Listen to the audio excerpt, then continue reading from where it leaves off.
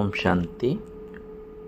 आज 31 दिसंबर वर्ष 2024 का अंतिम दिवस। पूरे साल परमात्मा ने हमारी कितनी सुंदर पालना की, आध्यात्मिक ज्ञान से भरपूर किया, आत्मा में नव चेतना जागृत की। तो आज उसका दिल से आभार करेंगे, धन्यवाद करेंगे और बाबा के महावाक्य सुनते हैं। आज की मुरली का सार है, मीठे बच्चे, बाप जो रोज़ रोज़ पढ़ाते हैं, ये पढ़ाई कभी मिस नहीं करनी है। इस पढ़ाई से ही अंदर का संशय दूर होता है। माने जो भी हमारे प्रश्न हैं, पढ़ाई के द्वारा ही हमें उसका उत्तर मिलता है। आज की मुरली से प्रश्न है, बाप के दिल को जीतने की युक्ति क्या है? उत्तर है, बाप के दिल को जीतना है तो जब तक संगम योग है तब तक बाप से कुछ भी छिपाओ नहीं, अपने करेक्टर पर पूरा ध्यान दो। अगर कोई पाप कर्म हो जाता है तो उससे अविनाशी सर्जन को सुनाओ तो हल्के हो जाएंगे। बाप जो शिक्षा देते हैं यही उनकी दया, कृपा व आशीर्वाद है। शिक्षा बाबा जो दे रहे हैं, मुरली सुना रहे हैं, यही क्या है? उनकी दया है, कृपा या आशीर्वाद, कुछ भी कहो। तो बाप से दया व कृपा मांगने के बजाय क्या करना है? स्वयं पर कृपा करनी है। ऐसा पुरुषार्थ कर बाप के दिल को जीत लो। ओम शांति। अभी रूहानी बच्चे ये तो जानते हैं कि नई दुनिया में सुख है और पुरानी दुनिया में दुख है। दुख में सभी दुख में आ जाते हैं और सुख में सभी सुख में आ जाते हैं। सुख की दुनिया में दुख का और दुख की दुनिया में सुख का नाम निशान नहीं। जहाँ पाप है वहाँ पुण्य नहीं, और जहाँ पुण्य है वहाँ पाप नहीं। वह कौन सी जगह? एक है सतयुग और दूसरा है कलयुग। बाबा ने बोला जहाँ सतयुग है वहाँ दुख नहीं हो सकता, और जहाँ कलयुग है वहाँ सुख नहीं हो सकता। यह तो बच्चों की बुद्धि में ज़रूर होगा। अभी दुख का समय पूरा होता है और सतयुग के लिए तैयारी हो रही है। हम अभी इस पतित छीछी दुनिया से उस पार सतयुग अर्थात राम राज्य में जा रहे हैं। नई दुनिया में है सुख और पुरानी दुनिया में है दुख। ऐसा नहीं कि जो सुख देता है वही दुख देता है, नहीं। सुख बाप देते हैं और दुख रावण देता है। उस दुश्मन की एफिजी हर वर्ष जलाते हैं, दुख देने वाले को जलाया जाता है ना। रावण का दयन होता है। बच्चे जानते हैं जब उसका राज्य पूरा होता है फिर हमेशा के लिए खलास हो जाता है। 5 विकारी सबको आदि मध्य अंत दुख देते आए हैं। तुम यहाँ बैठे हो तो भी तुम्हारी बुद्धि में रहे कि हम बाबा के पास जाएं। रावण को तुम बाप नहीं कहेंगे। कब सुना है कि रावण को परमपिता परमात्मा कोई कहता हो? कभी नहीं। कई समझते हैं लंका में रावण था।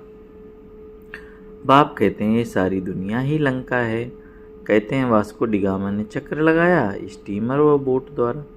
जिस समय उसने चक्र लगाया उस समय एरोप्लेन नहीं थे। ट्रेन भी स्टीम पर चलती थी। स्टीम माने बाप पे चलती थी। बिजली अलग चीज़ है। अब बाप कहते हैं दुनिया तो एक ही है, नई से पुरानी और पुरानी से नई बनती है। ऐसे नहीं कहना कि स्थापना, पालना और विनाश नहीं।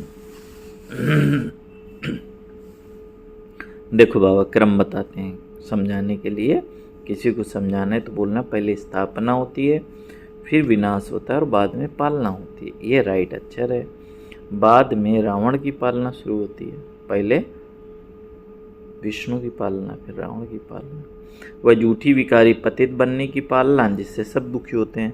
बाप तो कभी किसको दुख नहीं देते। यहाँ तो तमो प्रधान होने के कारण बाप को सर्वव्यापी कह देते हैं। देखो क्या बन पड़े हैं। यह तो तुम बच्चों को चलते फिरते बुद्धि में रहना चाहिए। है तो बेहद सहज, सिर्फ अल्प की बात है ना। केवल अल्फ माने अल्लाह। मुसलमान लोग भी कहते हैं कि उठकर अल्लाह को याद करो, खुद भी सवेरे सवेरे उठते हैं। वह कहते हैं अल्लाह व खुदा को याद करो, तुम कहेंगे बाप को याद करो।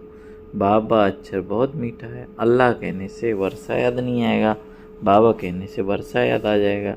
मुसलमान लोग बाप नहीं कहते हैं, वह फिर अल्लाह मियाँ कहते हैं, मियाँ बीबी। यह सभी अक्षर भारत में परमपिता परमात्मा कहने से शिवलिंग याद आ जाएगा। यूरोप वासी फिर गॉडफादर कहते हैं। देखो बाबा विश्व का पिता है सभी आत्माओं को, इसलिए पूरे विश्व की आत्मा उसके बच्चे हैं। तो सब अलग अलग नाम से बाबा ने बोला कहते हैं। यूरोप वासी क्या कहते हैं, गॉड फादर। भारत में तो पत्थर बित्तर को भी भगवान समझ लेते हैं। शिवलिंग भी पत्थर का होता है, समझते हैं इस पत्थर में भगवान बैठा है। भगवान को याद करेंगे तो पत्थर सामने आ जाता है, पत्थर को भगवान समझ पूछते हैं। पत्थर कहाँ से आता है, पहाड़ों के झरने से गिरते गिरते गोल चिकना बन जाता है, फिर कैसे नेचुरल निशान भी बन जाते हैं। देवी देवताओं की मूर्ति ऐसी नहीं होती, पत्थर काट काट कर नाक, मुंह, नाक, आँख, कान आदि बनाते हैं, खर्चा बहुत करते हैं। शिव बाबा की मूर्ति पर कोई खर्चा होता नहीं है ना, गोल पत्थर अपने आप बावन बोला पानी में बहते बहते बन जाता है। अभी तुम बच्चे समझते हो, हम सो देवी देवता चैतन्य में खुद बन रहे हैं। चैतन्य में होंगे तब पूजा आदि नहीं होगी। जब हम सतो प्रधान संपूर्ण अवस्था में होंगे तब हमारी पूजा नहीं होगी। जब पत्थर बुद्धि बनते हैं तब पत्थर की पूजा करते हैं। चैतन्य है तो पूज्य हैं, फिर पुजारी बन जाते हैं। वहाँ न कोई पुजारी होते न कोई पत्थर की मूर्ति होती, दरकार ही नहीं। जो चैतन्य थे उनकी निशानी यादगार के लिए पत्थरों की रखते हैं।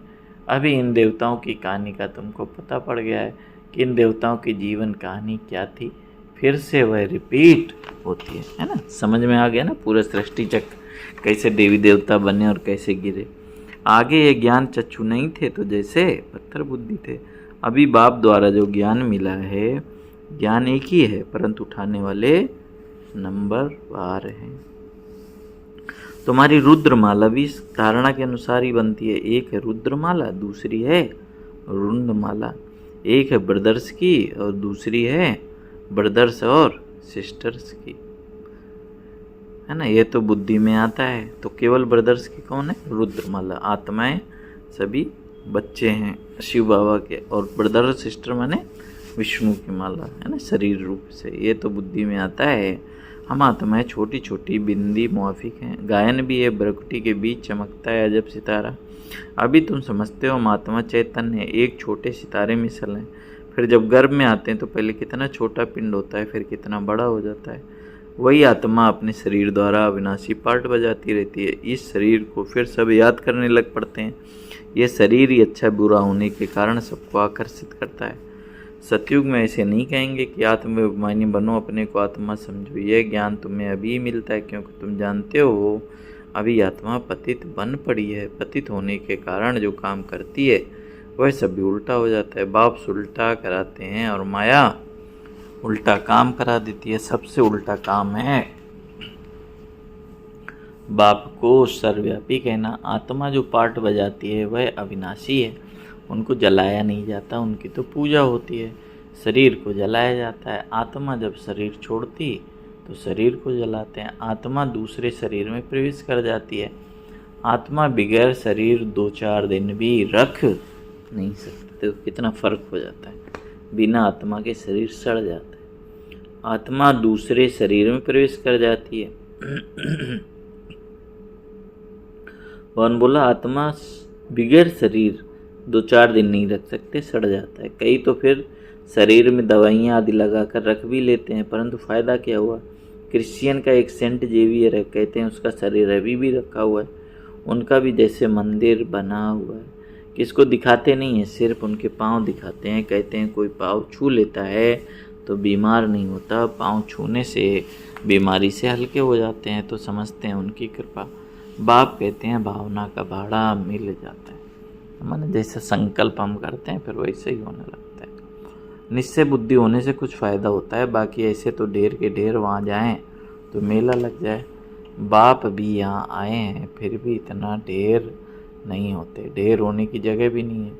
जब ढेर होने का समय आता है तो विनाश हो जाता है ना। एक तरफ कैसे बाबा तुलना कर रहे हैं ना, झूठा प्रपंच, वहाँ कैसी भीड़ होती है, और एक कहाँ शिव परमात्मा निराकार स्वयं इस धराधाम पर आया, वहाँ इतनी भीड़ नहीं होती। बावन बोला भीड़ जब होगी तब अंत हो जाएगा, ढेर होने की जगह नहीं। ये भी ड्रामा बना हुआ है, इसका आदिवांत नहीं है। हाँ, झाड़ की जड़ जड़ीभूत अवस्था होती है, अर्थात तमो प्रधान बन जाता है, तब झाड़ चेंज होता है। क्योंकि यह बेहद का झाड़ है। पहले वह आएंगे जिनको पहले नंबर में जाना है, नंबरवार आएंगे।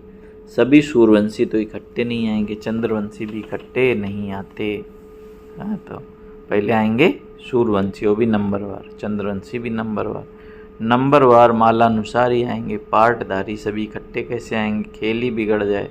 ये खेल बड़ा एक्यूरेट बना हुआ है ना। सूर्यवंशी आना है, उसी समय चंद्रवंशी आ जाए तो क्या हो जाए, है ना।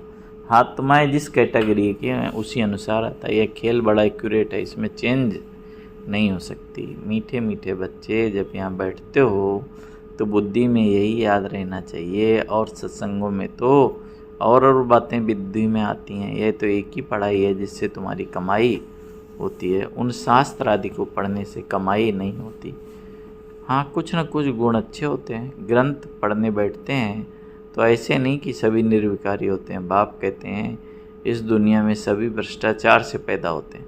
तुम बच्चों से कई पूछते हैं कि वहाँ जन्म कैसे होगा, बोलो वहाँ तो 5 विकार ही नहीं, तो योग बल से बच्चे पैदा होते हैं। पहले ही साक्षात्कार होता है कि बच्चा आने वाला है, वहाँ विकार की बात नहीं।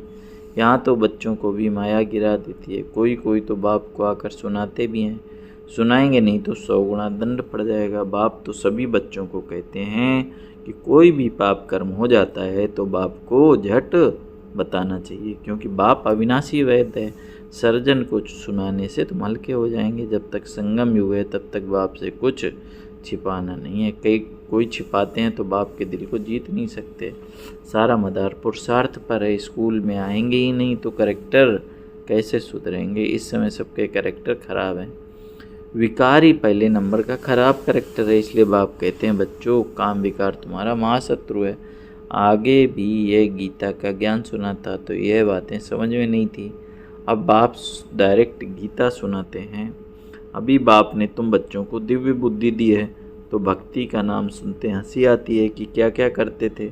अभी तो बाप शिक्षा देते हैं, इसमें दया कृपा व आशीर्वाद की बात होती नहीं। खुद पर ही दया कृपा व आशीर्वाद करनी है। कैसे करेंगे?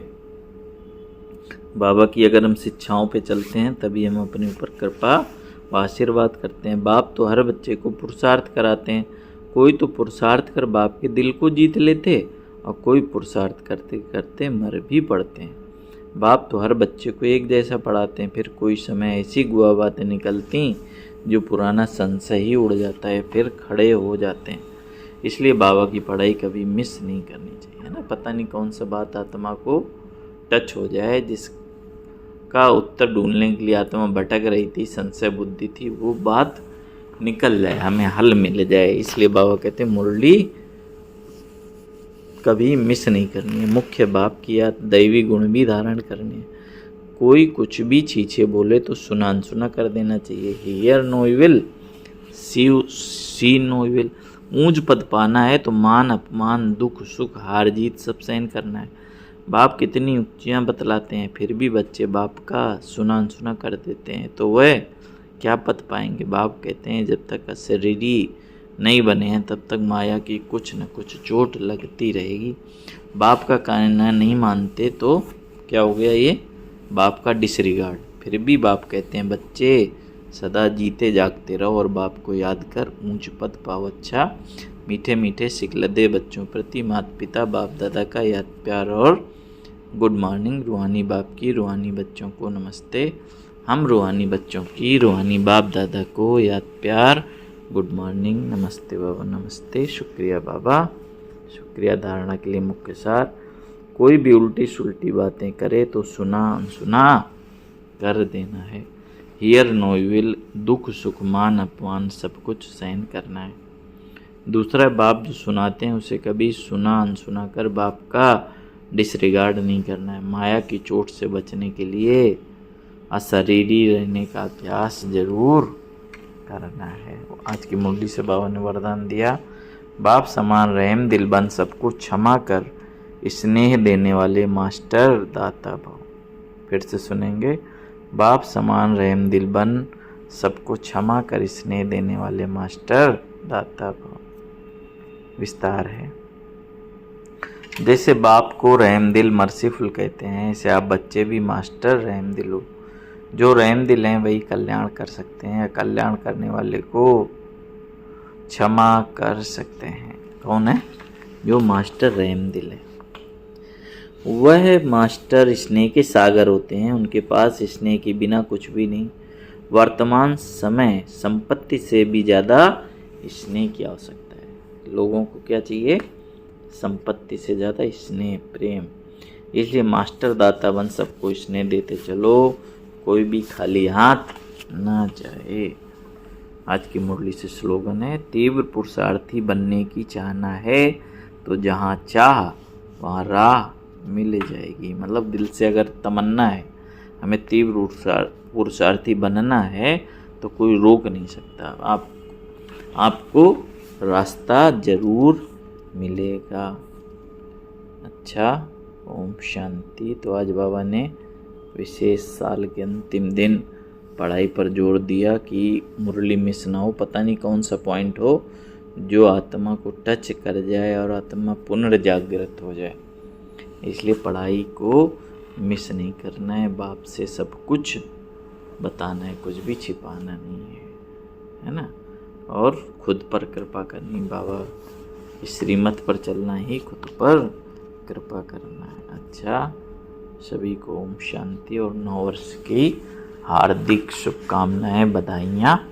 तो जो भी हमारे अंदर कमी कमजोरी रही 2024 में, जो हमारा लक्ष्य था ब्रह्मा बाप समान बनना और संपूर्णता की तरफ कदम बढ़ाना, तो जो भी हमने नोट किया, जो भी हमारे अंदर कमियां रहीं, उसको बाबा से शक्ति लेकर 2025 में हम उसको पूरा करेंगे और संपूर्णता को प्राप्त करेंगे। सभी के लिए ओम शांति। 9 वर्ष मंगलमय हो और आत्मा तीव्र पुरुषार्थी बनकर संपूर्णता को प्राप्त करे। अच्छा, ओम शांति।